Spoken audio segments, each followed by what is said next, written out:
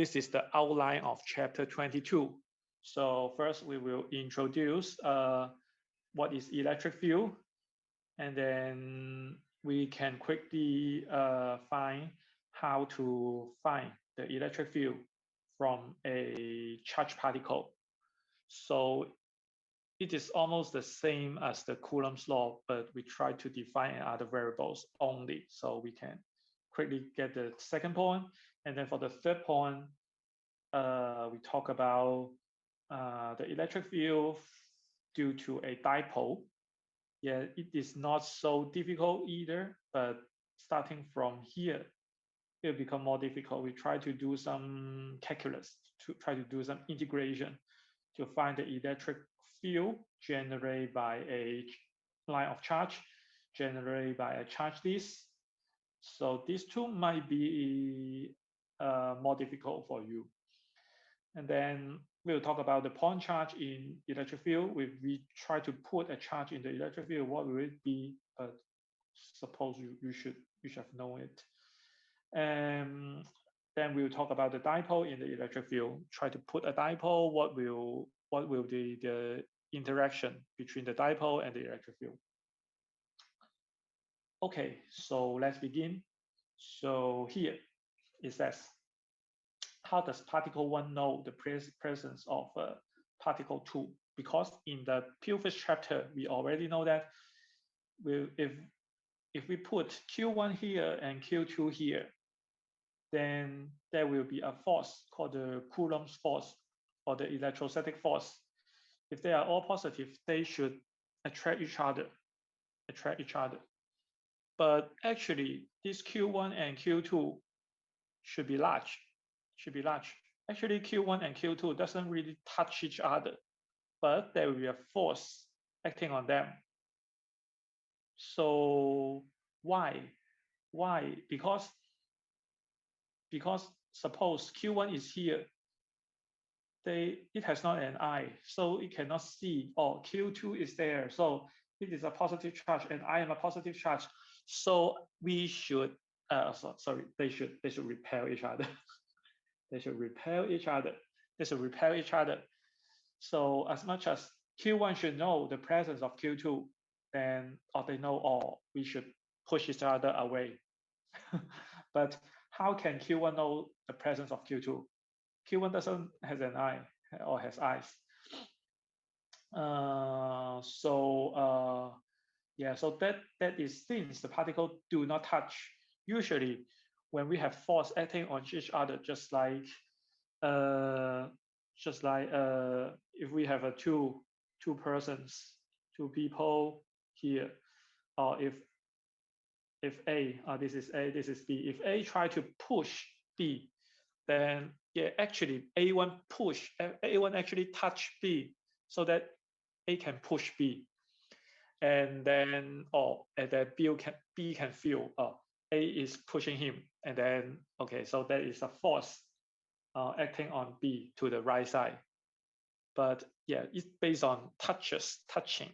Okay, but here for the two charges, they don't really touch each other, but they should know we are repelling each other. Okay, if the charge is the same polarity. Okay, how can particle 2 push on particle 1? How can there be such an action at a distance? Okay, so the explanation here is that we shall examine here is this particle 2 set up an electric field. And of course, particle 1 will also set up an electric field, as much as it is a charged particle. But here we try to consider it one by one. So particle 2 will set up an electric field at all points in the surrounding space, even if the space is vacuum. We doesn't need the surrounding to be air to propagate this electric field. But for sound, it needs some air or maybe in a solid to propagate the sound wave. But for E field or magnetic field, the electric field or a magnetic field, E field or B field, then we don't really need the air to propagate this kind of EM field. So even if the space is a vacuum. So if we place particle at any point in that space, particle 1 knows the presence of particle 2 because it is affected by the electric field generated by particle 2, which means if we place Q2 there, it will generate E field in the whole space, and especially for this point, Q1 at. So Q1 can feel the E field generated by Q2. It doesn't really matter where is Q2. Q1 only sense the thing Q1 only sense is the E field generated at this point. So so later on you know the E field generated by Q2 at this point should point to the left side. Okay, so in this case, this is a positive charge, and then the E field points to the left side. So the F also points to the left side. So that's particle 2 push on particle 1 not by touching it, as you would push on a coffee mug by making contact. Instead, particle 2 push by means of an electric field it has set up. And actually, if you try to touch something, or maybe if you try to sit on a chair, actually the force between you and the chair is still the electromagnetic force. Yeah, still the electromagnetic force. You may say, oh, the distance is so small, but actually there is a really small distance between your body and the chair. So yeah, the force between you and the chair is the electromagnetic force. Okay, so let's go back to here, talk about the electric field. So when we have a charge, no matter it is positive charge or negative charge, it will generate E field. If it is a positive charge, will generate E field pointing outwards, and if it is a negative charge, it will generate the E field pointing towards it. Okay, so let's try to quantify it by making use of a test charge, a positive test charge Q0. This Q0, the amount of Q0 is not very important because finally it will be cancelled. So what we only need is that this test charge is a positive test charge. Okay, so the E field at any point is defined in terms of the electrostatic force. F that would be exerted on a positive test charge Q0 placed there. So we try to measure the E field of this point, and then we try to place the charge here. And of course, this is a positive charge, this is a negative charge. They will attract each other. So the force acting on this test charge is pointing upward. So this F divided by Q0 will be the E field at this point. If we place this charge at here, this is Q0, then the force will be pointing to this side. And then if we use this F divided by Q0, it will define the E field at these points. So this is the definition of the E field, So yeah, when we learn a new physical variables, the first thing is to know is SI units. So making use of this definition, the SI unit of force is of course Newton, and then the SI unit for the charge is Coulomb. So the SI unit for the E field is Newton per Coulomb. And of course, in chapter 24, you will learn another SI unit for the E field will be volt per meter. So both of them are correct. You can use either one. So, but so far in this chapter, we generally use Newton per Coulomb. Okay, because based on this one, because so in this textbook or in this semester you have not learned what is volt first, what is voltage, what is electric potential difference yet. We assume that. So so up to now we use Newton per Coulomb for the electric field. Okay, so next we try to introduce the concept of electric field lines. Electric field lines help us to visualize 图像化 the direction and the magnitude of the electric field. Okay, so there are two rules for the electric field lines. So the electric field vector at any point is tangent to the field line through that point. Okay, so tangent line is 切线嘛，切线。Okay, tangent line through that point. So for this one, it is a straight line. So yeah, so the electric field line at that point should be the same as the arrow on that line. And for some other case, the electric field line might not be straight line. So for example, this case. So when we try to consider the E field at this point, so you draw the tangent line at this point, and then the E field point to this way, this direction.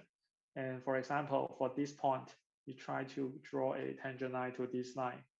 So the E field points to the slightly to the right side. And then for this one, try to draw the tangent line. So the E field at that point points to the upper right. Okay. So this is the first rule. So the E field at any point is the tangent line, is tangent to the field line through that point. Okay. So and the second one, the density of the field lines in that region is proportional to the magnitude of the electric field there. So if you consider the point close to this charge, and then you try to draw another one farther away from the charge, then you can feel that this part, the electric field line is denser. So you have more lines going through the same area or the same volume. Okay, so for this part, you have only one line going through this part, and these two parts have almost the same area. So you can feel like this is denser, this is sparse.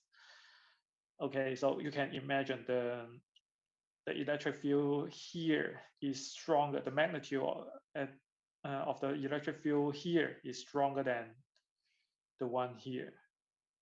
And then for this one, it is like a plate, a very large plate with positive charge. And then the electric field line generated by this plate will be perpendicular to this plate.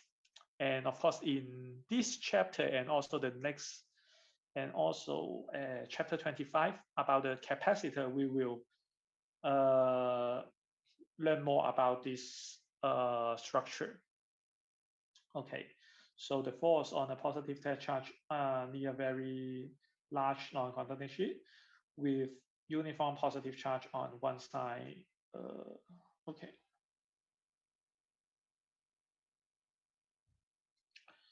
Okay, so yeah. So here it says electric field line extend away from positive charge where they originate and towards negative charge. So if you have a figure, you have positive charge, you have a positive charge there. So the electric field line will start from this positive charge and then go away, and then go away. Yeah. And then you have another positive charge here. So it try to go away. You can also imagine these parts nearly have low lines. So which means that the E field heat at this part is very weak, because you can simply imagine the positive charge generated at this point will pointing downward. Will be pointing downward, and then generated by this one will be pointing upward. So they more or less cancel each other. So here, at this point, of course, in the middle point, it is perfectly zero, but for the near point, it is not zero, but a very small value. And of course, in this figure, we don't have any negative charge. So the electric field line will go to infinite far away. You can imagine the negative charges at infinite far away. So all the field lines go to that part. And here also, if it is a negative charge, the electric field line will go from positive.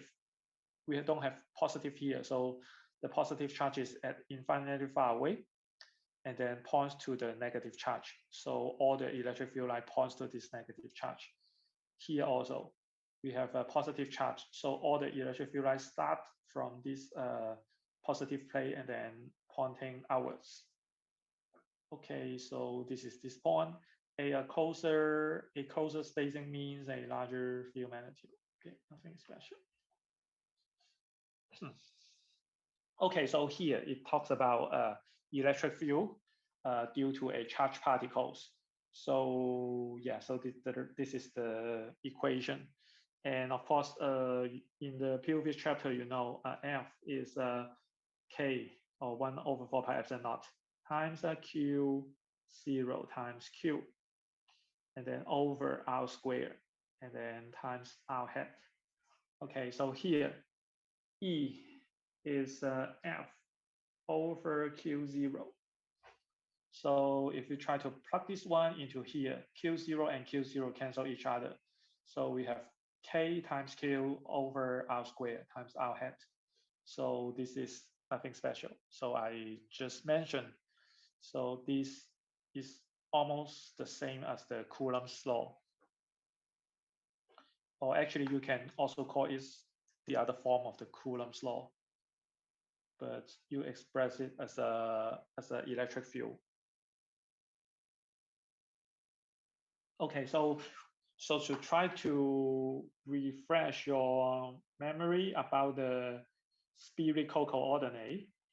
So when you try to consider the point, for example, here, so the r-axis is pointing from this positive charge to this direction. And then r hat is pointing to the left side. So when we try to consider the r hat here, point to the left side for this one and this one. Okay, so here, if Q is positive, the whole term will be positive because this is positive, R squared is positive. If this is positive, the whole term is positive. In that case, which means if Q is positive, then E should be has the same direction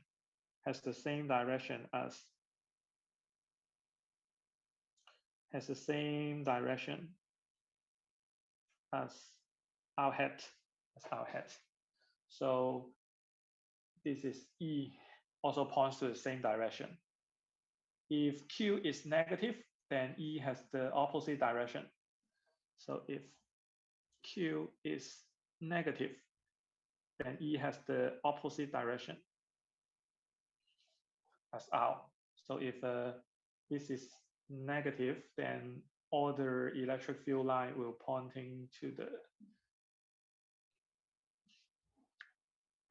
the center. Okay, so the electric field vector set up a positive charged particle, all point directly away from the particle. Those set up by a negative charged particle all point directly towards the particle. So if it is negative, the E field points towards it.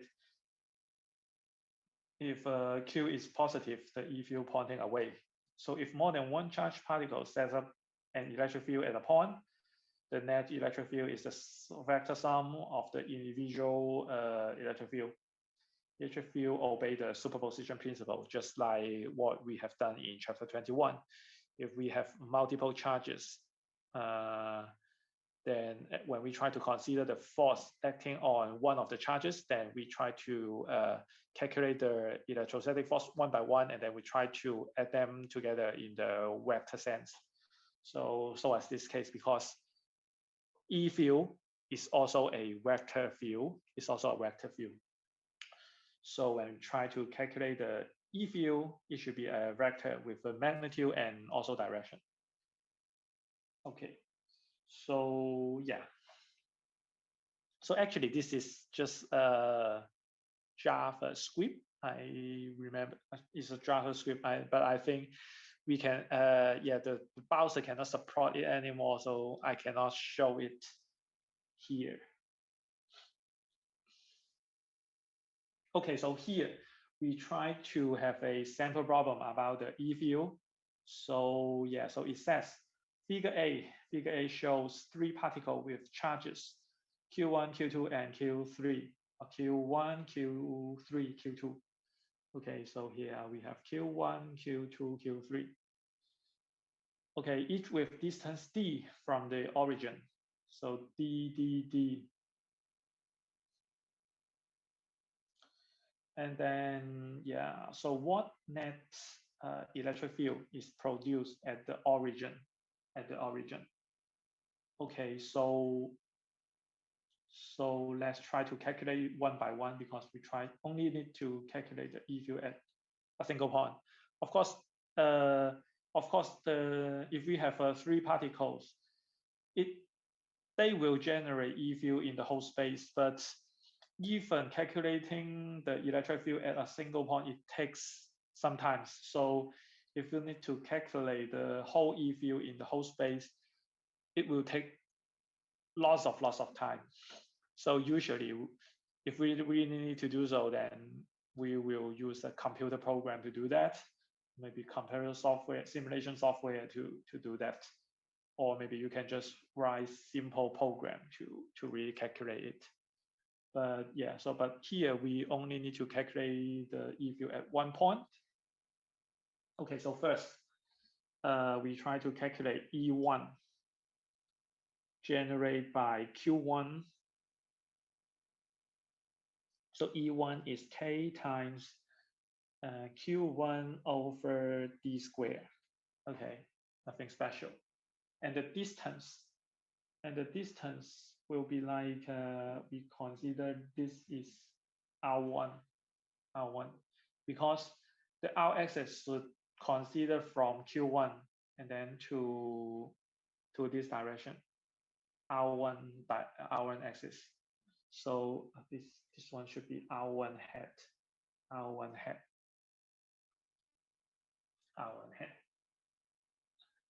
Okay, so Q1 is nothing but 2Q. So 2Q over D squared, R1 hat. And then the next one is E2. E2 generated by this one. Q2 is negative 2Q. Which means that E2 should also point to the bottom right. So E2 should be K times the absolute value of Q2, and then D squared times R1 hat. So we determine the direction of this vector in another way rather than plugging in. But of course, you can still use the equation to do so.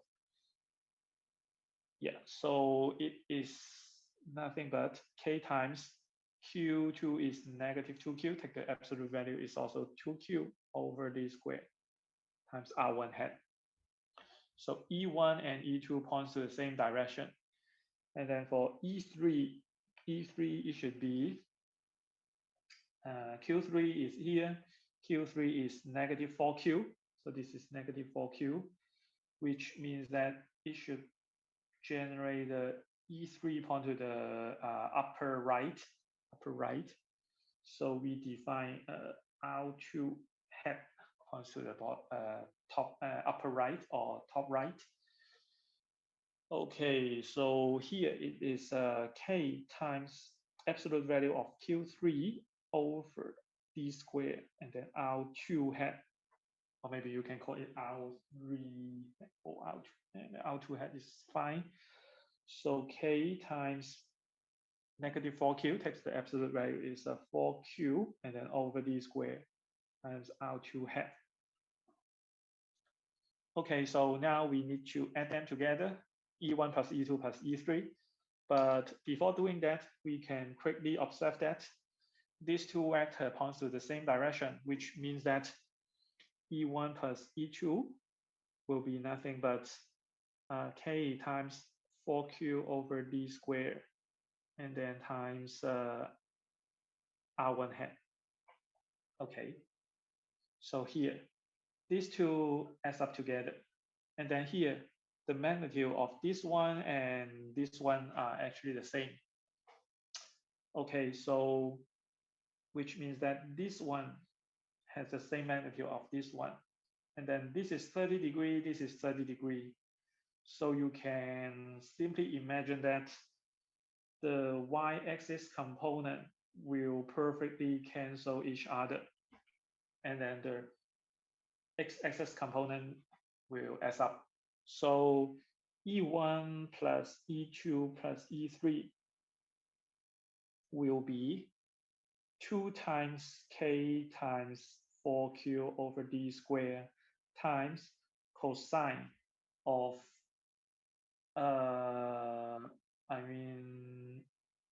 cosine of 30 degree.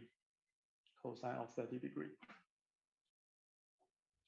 Yeah, because it is this sine divided by this sine should be cosine of 30 degree. So we multiply cosine of 30 degree here, and then times should point to the positive x-axis, which is I hat. Okay, so it should be 6.93 KQ over D squared, and then I hat. Okay, so this is the answer to this sample problem. Okay, so let's stop here today, and I'll see you on Thursday.